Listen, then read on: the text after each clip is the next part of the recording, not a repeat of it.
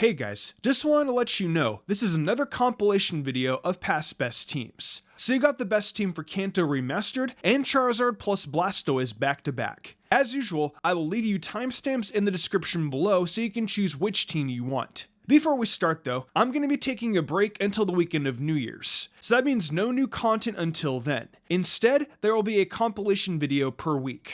I wanted to take this time to spend the holidays with my family and to take you guys on a nostalgic train to celebrate our 10-year anniversary one last time before the start of the new year. Anywho, I hope you guys enjoy, and I'll see you on the weekend after New Year's. Starting off the first moveset of this remastered best team, we have Razor Leaf for Stab and the Leech Seed, Growth, and Toxic. Razor Leaf because to me it's the best grass move it can get that doesn't have insufficient PP uses, whereas other moves like Frenzy Plant, Giga Drain, and Solar Beam either have to recharge, have 5 PP, or has to charge it for an entire turn. I understand there's Sunny Day, but he wants to set up 2 moves for Solar Beam. Razor Leaf can be learned as an Ivysaur at level 22. Growth is there for extra power and raises the special attack by 1 stage. Growth is learned at level 41. Toxic is great because of Stall, and that can be obtained from Koga after you beat him. Leech Seed can be learned as a Bulbasaur at level 7. With the combination of Leech Seed and Toxic, you're going to stall out those bulky Pokemon. It will make your life a lot easier. Also, I should mention Venusaur doesn't get a good poison type attack until post-game. The Sludge Bomb TM isn't available until 5 Island. Venusaur should have learned more offensive poison type attacks in its move pool. It sucks that it doesn't have that. With Razor Leaf, Venusaur does great against Brock, Misty, Giovanni's ground types is set from Nidoking and Nidoqueen. Lorelei's team is set from Jinx, be careful those ice attacks by the way. Bruno's rock types and Blue's Rhydon. Venusaur actually does well for a grass type Pokemon. Kanto is one of those rare cases where the grass type actually does decent. I'd switch its poison type and could have gotten more use. Well, it wouldn't be a best team for Kanto without Nidoking. That's right, this MVP is back once again to help us all out on our Kanto journey. I won't get into too much detail since this is like the 73rd time we've had Nidoking on, so if you want a more detailed explanation, check out some of the previous Kanto best teams. In short, Nidoking is just a powerful monster with pretty solid stats and a nice arsenal of moves to choose from. It definitely gets better in later generations after the physical special split, but even without the split, it will shred your opponent's team easily. First, you'll be getting Nidoran on Route 3 at level 6. The last time I said you could get on Route 22, when that's actually false because in Firered and Leafgreen you cannot get it on that route next to Viridian City. So yes, it is on Route 3 at level 6 after Pewter City after Brock. Now this is going to be a little bit harder for Leafgreen players as the encounter rate for Nidoran male is only 1%, while it's 14% in Pokemon Fire Red. But trust me, it's definitely worth it, so just tough it out. By the time you get to Cerulean, it should be ready to evolve in the Nidorino at level 16, which you can then evolve immediately into Nidoking with the Moonstone after. There are no moves you have to wait for, you can just evolve it immediately, which I think is really cool. A Moonstone can be found on the first floor of Mount Moon, so no worries there. And just like that, you have a very powerful, fully evolved Pokemon all before the second badge. By this point, you should understand all very well why Nidoking makes many of the best teams, especially if Kanto is involved. So for a final moveset, we have Dig, which will then be replaced by Earthquake later on, Thunderbolt, Surf, and finally Megahorn. Now I know Surf and Thunderbolt are special moves, while Nidoking is largely a physical attacker, but its special attack stat isn't that bad, and it helps to have Surf for getting around as well as the coverage that both it and Thunderbolt provide. Until you're able to get all these final moves, just use moves like Double Kick and Thrash for standard battles. Both are level up moves, with Double Kick being learned at level 12 as a Nidoran, and Thrash learned at level 22. So now on how to get the final moves. For Dig, you get the TM from a rocket grunt behind the robbed house in Cerulean City. You'll use Dig until you're able to teach Earthquake, which is given to you by Giovanni after you defeat him in Viridian City. The Thunderbolt TM is able to be purchased at the Rocket Game Corner in Celadon City for 4,000 coins. The Surf HM is obtained from the man at the Secret House in Area 3 of the Safari Zone, and finally Megahorn is a level up move learned at level 43. With all these moves, Nidoking is well against Lieutenant Surge's entire team, Koga's Muck. If you want, you can take on Severian's team, but I wouldn't recommend it, that sounds kind of silly. Blaine's team, Giovanni's entire team with Surf and Dig. You could try taking Lorelei's team with Thunderbolt and Megahorn. Like with Sabrina, I wouldn't recommend it. Both Bruno's Onyx, Agatha's Golbat and Arbok, Lance's Gyarados and Aerodactyl, and finally your rival's entire team. Yeah, I wasn't joking when I said Nidoking was a beast. With the right moves, it can easily body at least half the region by itself, which is why it will usually find its way on a Kanto best team. Coming back to the best team is our previous flyer, Dodrio. Doduo can be found as early as Route 16, the route next to Celadon City after you cut down the tree. Dodrio is here because, in my opinion, is the best flyer in Kanto. It outclasses Sphero and Pidgeot by a landslide. For Pidgeot, it just lacks moves and its stats are nowhere near as great as Dodrio's. Sphero is a little closer in stats in earlier game, but Dodrio still has 20 more physical attack stat and 10 more speed stat than Sphero actually does. Dodrio also has a better selection of normal type attacks versus the other two birds. Aerodactyl is also another option, but it's too late game, that's why I don't want that. Those are the reasons why I believe Dodrio is the best flyer, excluding the legendaries. Usually flyers don't perform well on best teams and are kind of just there to space out fly, but Dodrio actually puts in its share of work. I can attest to this because I actually used it a lot in my playthrough of the original best team for Kanto, and it did pretty well for me. It's got two 100 plus stats that make it a hard-hitting monster for Kanto. Dodrio's moveset is as vanilla as you're gonna see. Drill Peck, Fly, Return, and Stealing. Drill Peck can be learned at level 47. Until you get that attack, you can use Aerial Ace, which can be obtained on the route next to Cerulean City on the way to Rock Tunnel. Fly is, well, Fly. We need that to get around. Why have Fly and Drill Peck or Aerial Ace? Because Fly is a 2-turn attack. Fly is annoying to use. It's only there for convenience, trust me on that one. Return is one of the best normal attacks in the game, and that can be found on Route 12, right below Lavender Town in the lookout area on the second floor. Tri-Attack is another option if you want to choose that one. Tri-Attack can be learned at level 21 by Doduo, and there is a chance for the opponent to be frozen, paralyzed, or burned. Mythic and special attack! Wrong. Normal types are physical in this gen's sport. Steel Wing is here for coverage, and that can be found in the Safari Zone on the way to the Surf HM. With all these moves, Dodrio is great against Erica, Bruno's fighting types, and Blue's Executor. There may not be a lot of trainers on that list, but being a normal type doesn't mean it's bad. If you're able to land some returns off with Dodrio, you're going to be hitting like a truck, especially if return is maxed out. Normal type has a lot of really powerful attacks, and despite them not being able to pull off super effective hits, they can do well in any kind of situation. It doesn't really matter.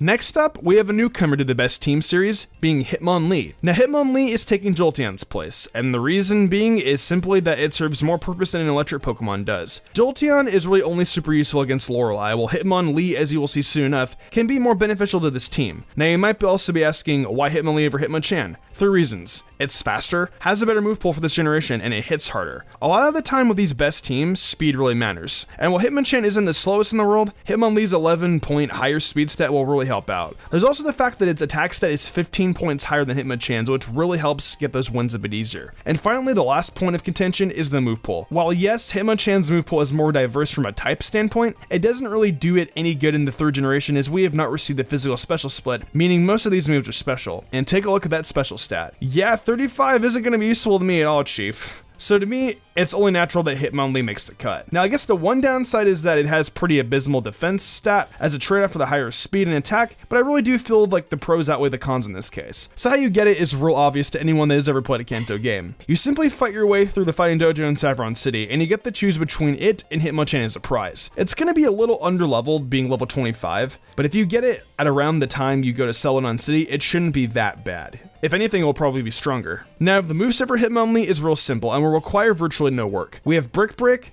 High Jump Kick, Rock Tomb, and Bulk Up. Right off the bat, Hitmonlee has 2 of the 4 moves on it, being Brick Break and High Jump Kick. So all I need to do is replace the other 2 moves. Why I have 2 fighting type attacks? Because High Jump Kick can come in handy in a lot of really interesting situations. I know I usually discourage it, but I mean, when you have Brick Break and High Jump Kick and you're kind of limited to the options you have, you don't really have a choice. Next up is Rock Tomb. Rock Tomb is obtained from Brock after you defeat him. And lastly, Bulk Up's TM is found on the 7th floor of Silphco, so you'll have it soon after you get Hitmonlee for the most part. So with all these moves in mind, Hitmonlee does well against Blaine's entire team with Rock Tomb, Giovanni's Kangaskhan from the Silphco battle, followed by his Rhydon and Rhyhorn battle in the gym, Lorelei's Dugong, Cloyster, and Lapras, Bruno's Onix, Lance's Gyarados, Aerodactyl, and Dragonite, and finally your rivals Rhydon, Gyarados, and his Charizard. However, just be careful, they're flying Pokemon, so yeah. See, I told you that Hitmonlee is pretty good though, and definitely is an improvement from Jolteon in my opinion. It really hurts me to say it, but facts are facts. Sorry, Jolteon.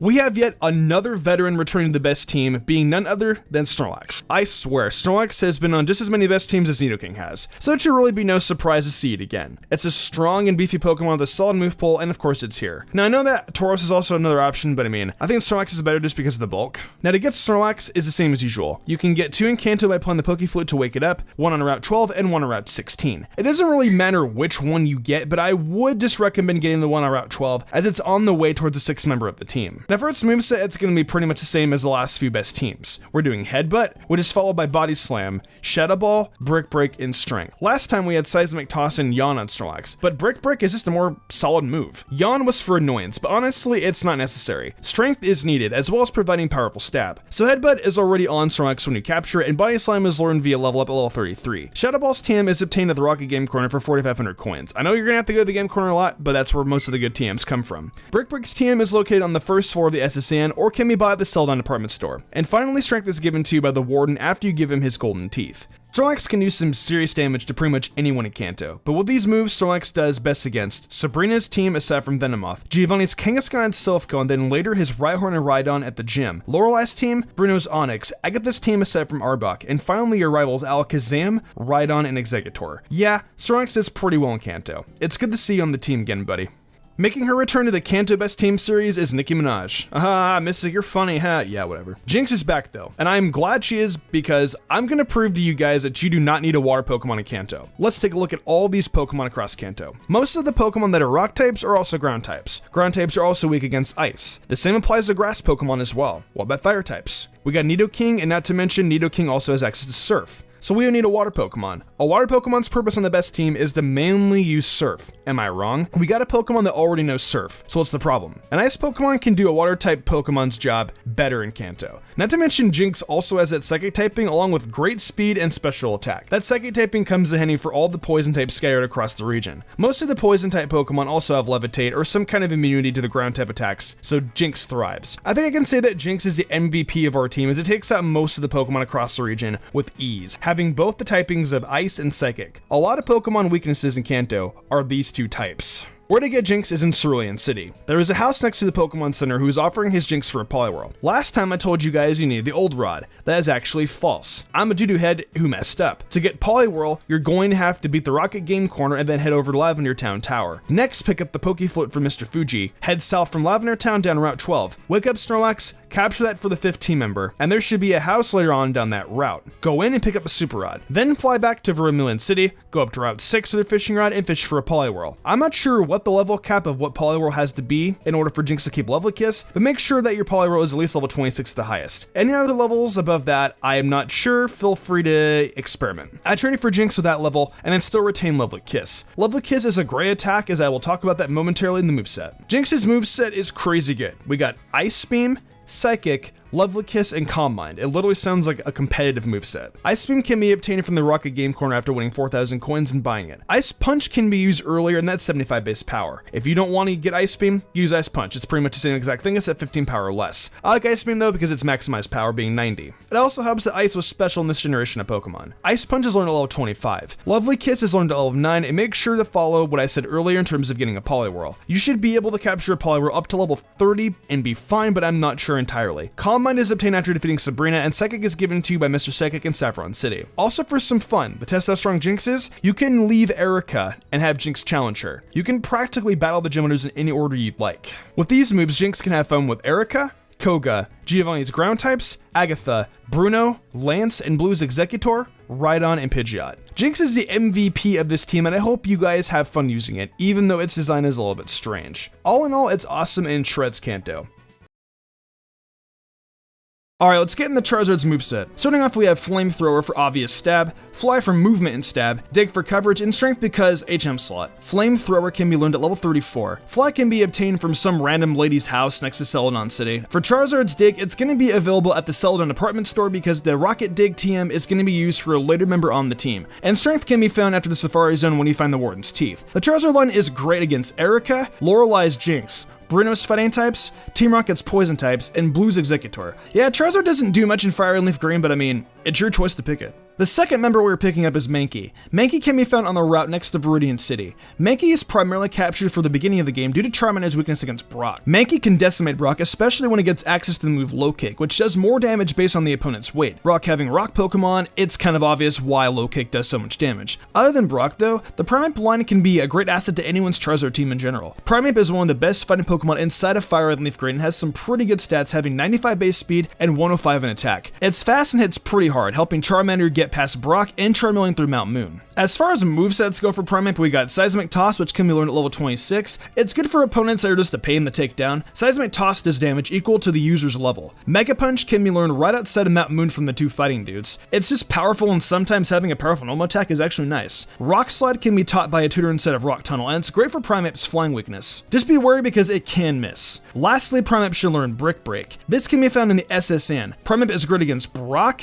Giovanni's Kangaskhan and Rhyhorns at the Viridian Gym, Lorelai's Ice type aside from Jinx, Bruno's Onix, and Blue's Rhydon and Eradicate early on. I still have no idea what happened to Eradicate. Rip in peace, man. The third Pokemon on our team can be located inside the Viridian Forest, being Pikachu. It can be a tad tricky to find it, but I promise it won't take forever. Raichu was on our team for Blastoise, and it returns again to aid Charizard. I explained in Blastoise why I use Raichu over Jolteon, and it's pretty much the same reasoning here. Pikachu can learn Thunderbolt at level 26, whereas with Jolteon you have to teach it via TM. You can use Jolteon if you'd like, but in this playthrough of Charizard we actually use another evolution, so up to you. But yeah, Raichu, it's very fast and helps out with Charizard's water weakness. Misty becomes easy after you obtain Pikachu, and so do all the water trainers in this game. Raichu is a great electric type, both fast and hard hitting with that special attack stat. It's also cute, so I think this Pokemon is going to be fun to use on the Charizard best team. It may not be as hard hitting as Jolteon, but it does very well. Trust. Movesets are a tad more complicated with Raichu, but we are using a moveset that is practically a duplicate from the Blastoise best team. This moveset has Thunderbolt for stab, Thunder Wave for paralysis and crippling speed, Quick Attack for a priority in case of emergencies, and Thief because of psychic types, and you can also find it in Mount Moon. The rest of the moves, Thunderbolt, Thunder Wave, and Quick Attack, are all level up attacks. The Raichu line is great against Misty, Lorelei's water types, Agatha's Golbat, Lance's Gyarados and Aerodactyl, and Blue's Gyarados and Pidgeot. Raichu is very cute, it's a really fast Pokemon, and it can be used in situations where you actually think it wouldn't come in handy. Trust me on this, I've used Raichu several times. Just bear with me, it's good. For our fourth member, we have another returning member being Nidoking. As always, Nidoran can be found on Route 3 with a 14% chance in Fire Red and only a 1% chance in Leaf Green. So depending on which version you're playing, it can be pretty difficult to find, but very worth it. From there, you can evolve it into Nidoking right after it evolves in Nidorino, as there are no moves you need to wait for. With very good stats and move pool, Nidoking can absolutely crush your opponents whether you're at the beginning of your adventure or about to take on the Elite Four. For its moveset, we have Thrash, Thunderbolt, Ice Beam, and Earthquake. Thrash is the easiest move to put on Nidoking. Just simply get it to level 22 and boom, you're done. Both Thunderbolt and Ice Beam can be obtained at the game corner, so be prepared to sit down for a bit to grind for them, or if you have a lot of money, then just use your money from trainer battles. And finally, Earthquake is obtained after your gym battle against Giovanni, so you'll probably want to rely on Dig until you get to that point. So like I mentioned earlier about Charmeleon getting the Dig TM at the Celadon Apartment Store, Nidoking is the Pokemon you want to give Dig to, and that TM can be found right after talking to Bill and taking on Misty at the Broken Into house in Cerulean City. Nidoking does well against Lieutenant Surge, Erica, Koga's Muck, Blaine, Lorelei's Water types, Agatha's Arbok, Lance's team, and Blue's Gyarados, Pidgeot, and Arcanine. God, man, Nidoking is starting to feel like Snorlax at this point, but he's just so good, I can't not have him on the best team. I love Vaporeon, and I am so happy I get to talk about it on my team. In my honest opinion, I think that Vaporeon is one of the best water Pokemon in the Kanto series of Firered and Leafgreen. Here's why. It's a bulky water type. Sure, we have Tentacruel, but poison doesn't get better until later generations. Earlier I said if you want to use Jolteon, you can, but that would mean sacrificing Vaporeon. If you want to use Jolteon, then the water Pokemon I recommend are Lapras for Fire Red users and Starmie for Leaf Green users. But if you still not want a version exclusive team, then Vaporeon should easily be your go-to water Pokemon. It's got a base special attack stat of 110 and it's overly all bulky with its 130 speed stat and special defense stat. If you're like me too, you like to use Water Pulse on it. You can literally get Water Pulse right after you're done beating Misty at her gym. Vaporeon's move pool isn't as vast as Starmie's move pool, but it can definitely come in a lot of handy. I'm going to be giving it Surf, Aurora Beam, or Ice Beam depending on if you want more power, and having Aurora Beam also saves time from going to the game corner, but in the end that's all up to you. Toxic because in every single bulky evolution of Eevee, having Toxic is pretty much the best thing that you can do, and it's great because it pisses people off, and as an Umbreon fan, I absolutely love that. Bite is good against Sabrina because Vaporeon can damage her psychic types while also being able to wall hits. Also, Toxic comes in handy for wearing them down. Other than that, Vaporeon does well against Erica, I mean if you want to be gutsy, Blaine, Giovanni's ground and rock types, Bruno's rock types, Agatha's Golbat, Lance's dragons and Aerodactyl, Blue's Pidgeot, Exeggutor, once again be careful, and Arcanine. Vaporeon is my fourth favorite evolution, and I name all of my Vaporeons Aquamarine. I hope it can aid you on your journey. Let's welcome this new best team member with open arms. Lastly, more than likely you guys saw this coming. Yep. Snorlax is pretty much back again. I explained every best team it debuts in. It's the last normal Pokemon slot that can be used for anything. It's a bulky normal Pokemon with a huge move pool and can hit very hard. Honestly, use it in any way you see fit. Use it against Sabrina if you don't feel like using Vaporeon and being a toxic stalling jerk. Its moveset consists of Body Slam, Shadow Ball, Yawn, and Seismic Toss. Body Slam for stab, which can be learned via level up, Shadow Ball can be found at the game corner, and Seismic Toss can be taught to Snorlax on the side of the Pewter City Museum. Shadow Ball is for Sabrina or for Agatha's ghost types, Yawn is just for annoyance, and Seismic Toss if you have a Pokemon that won't go down, it will work eventually. Have fun! Snorlax can be used for almost anything like always.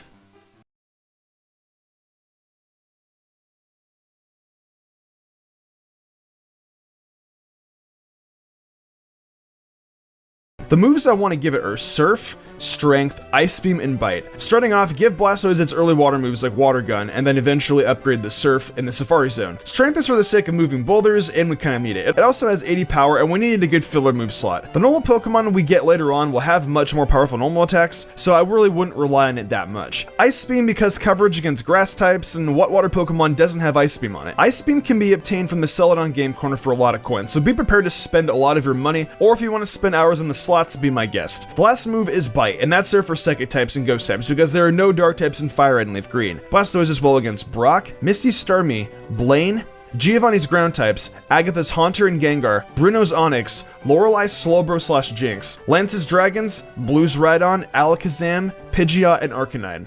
The second member of our team comes from the original best team for Kanto being Nidoking. Nidoran can be found on Route 3 in Fire Red with a 14% chance and in Leaf Green with a 1%. Yes, it's rare, but oh, I guarantee you will want to pick this thing up. This purple Barneysaur is an absolute monster. Nidoking is obtainable literally right after you pick up the Moonstone inside of Mount Moon and you evolve Nidoran at level 16. It also gets Thrash, a move that has 120 base power, 6 levels after you fully evolve it, and even gets Dig, a 60 base power ground type attack, Stab, from the Rocket Grunt outside of the Broken Into House after the player's trials in Cerulean City. It dominates the early game, and it can remain strong even in the late game. Nidoking is just an overall amazing Pokemon with its amazing stats and great move pool. You can have a fully evolved Pokemon after you get the first badge. That's how crazy powerful it is. Also, evolve your Nidorino right away because there's no point in waiting. It gets Thrash at level 22, and all the poison type moves it gets pretty much suck. And you don't get Sludge Bomb until post game, so that's why you evolve it now. For the final moveset I want to give the Nidoking, I want to give it Earthquake,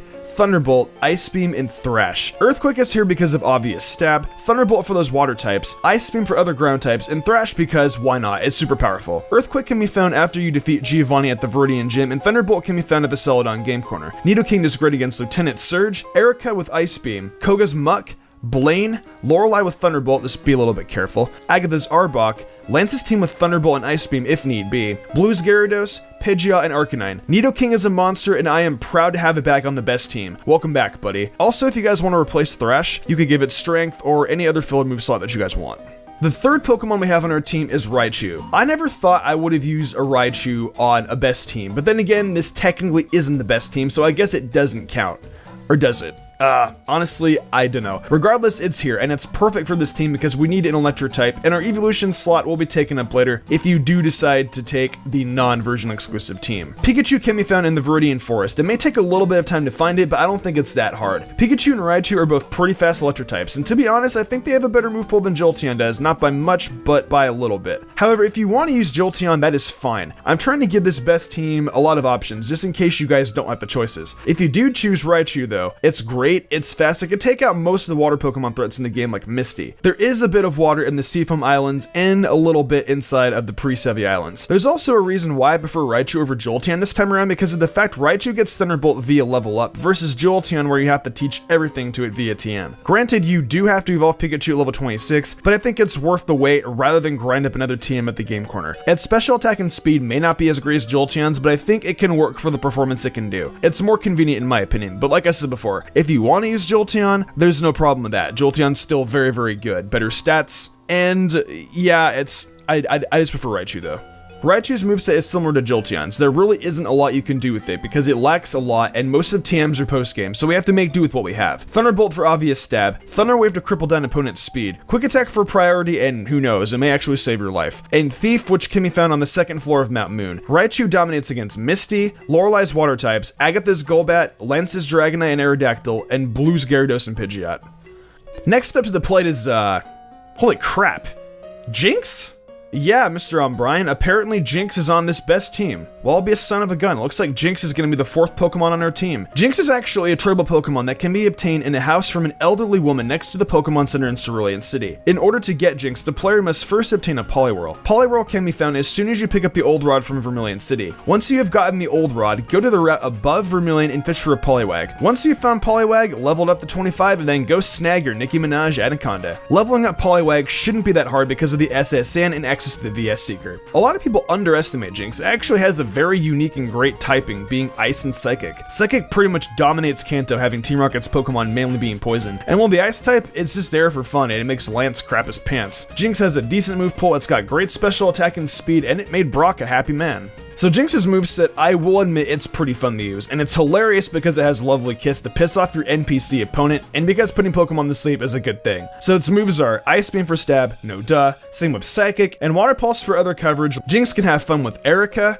Koga, Giovanni's ground types, Agatha, Bruno, Lance, and Blue's Venusaur and Pidgeot. Jinx seems like it would be a lot of fun to use. Let me know what you guys think about using Jinx in the comments if you do decide to use her. So the number 5 slot is going to have 3 options, being Flareon, Ninetales, or Arcanine. Flareon is for people that want to stick using a non-version exclusive team. If you're playing Leaf Green, Ninetales is your go. And likewise, if you're playing Fire Red, Arcanine is your go-to fire type. Regardless of what fire Pokemon you do decide to use, I can guarantee that any of these fire Pokemon will do decently for you. Yes, even Flareon. It's not that bad. But I recommend using the fire type exclusive to your game. So I'm going to kind of exclude Flareon from this explanation, and I'm going to focus more so on Arcanine and Ninetales. Both of these Pokemon are amazing stats-wise and are great fire types for their respective games. One factor these Pokemon have in common as well is they both evolve via Fire Stones, and one amazing feature that Kanto gave us was the ability to purchase stones from the Celadon department store. Fire is also special in this generation, and luckily for Ninetales and Arcanine, both of them have pretty decent special attack stats and speed stats for that matter. Luckily, they're both great, so it should be easy to use them nonetheless. So since we are talking about 2 Pokemon, I'm going to be making 2 separate movesets for both of them. But since they have similar movesets, it shouldn't be that hard to do. Arcanine and Ninetales will have Flamethrower as their default stat fire attacks. Vulpix can learn Flamethrower at level 29, so wait till then to evolve it. Growlithe is a tad different. You're going to have to pick up Flamethrower either right when you get it, or you can wait till later and use Flame Wheel for the time being. Regardless, Flame Wheel is still very good. The second move is Iron Tail, and once again, grab your wallet for that game corner or get your Vegas Groove on because it's gambling time. Iron Tail is pretty much there for coverage against rock types. For the remainder of the moves, I don't know, you guys decide. Maybe Double Team for evasion, Hyper Beam and Arcanine to take advantage of its physical stat. Extreme Speed is also another really good option for Arcanine. Ninetales can run Confuse Ray, and that could come handy at some point. The choice is yours, to be honest. Both these fire Pokemon are great against Erica,